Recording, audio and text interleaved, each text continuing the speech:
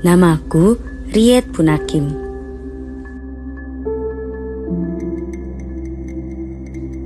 Aku kudu melu, Mas. Apa orang ngungsi? Bunakim adalah nama suamiku yang biasa aku panggil Mas Bun.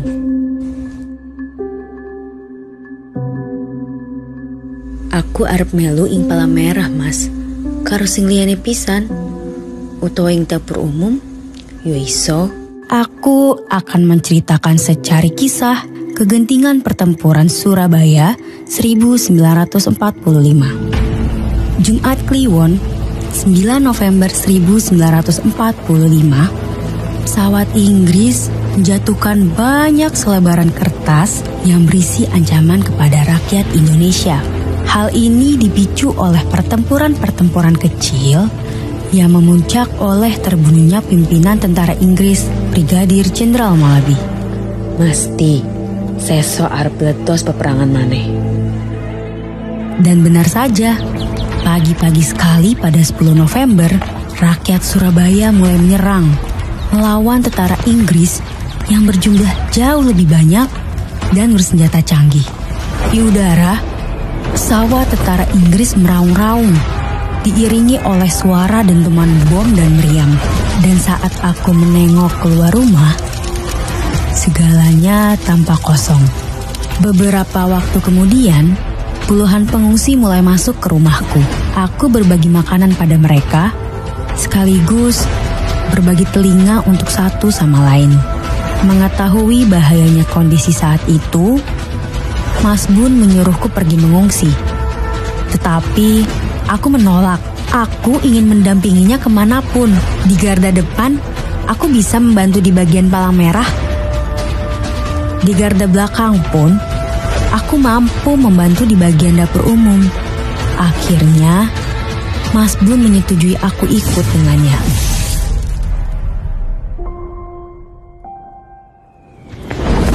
(11 November 1945), suara bom, meriam, dan tembakan seolah-olah membuat orkestra.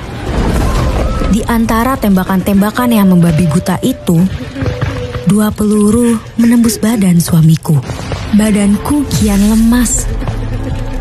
Aku hanya bisa berdoa kepada Tuhan Yang Maha Esa agar suamiku diterima di sisinya.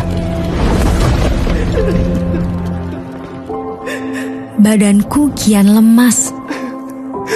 Aku hanya bisa berdoa kepada Tuhan Yang Maha Esa agar suamiku diterima di sisinya. Lalu, pukul 3 sore, bersama beberapa anak buah Mas Bun, kami bersiap-siap untuk memakamkannya. Aku pakaikan suamiku dengan pakaian berwarna biru, warna kesukaannya.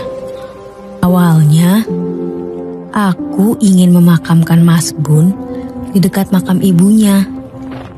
Tetapi, karena pertempuran yang sudah menutupi jalan, aku memutuskan untuk memakamkannya di kebun kami yang berada di hamparan sawah.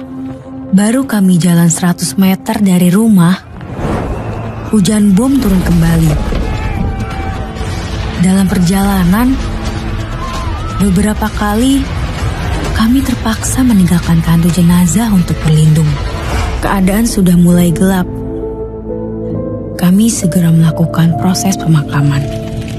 Aku ikut turun ke lubang makam untuk penghormatan terakhir terhadap suamiku. Meskipun bom tetap berjatuhan di sekitar kami tetap sabar dan memberanikan diri untuk menyelesaikan upacara pemakaman sampai selesai. Setelah kepergian suamiku, aku berduka, terdiam dalam kesedihan. Namun, medan perang tidak peduli dengan semua hal itu. Aku tetap dibutuhkan. Masih banyak orang lain yang memerlukan pertolonganku.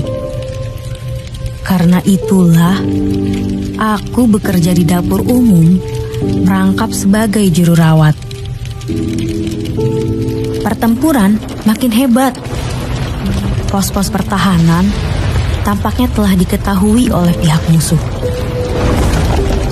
Aku bersama yang lain memutuskan untuk meninggalkan Banyu Urip dan pindah ke Kandangan, tempat di luar kota Surabaya. Dari kejauhan, Surabaya telah menjadi lautan api.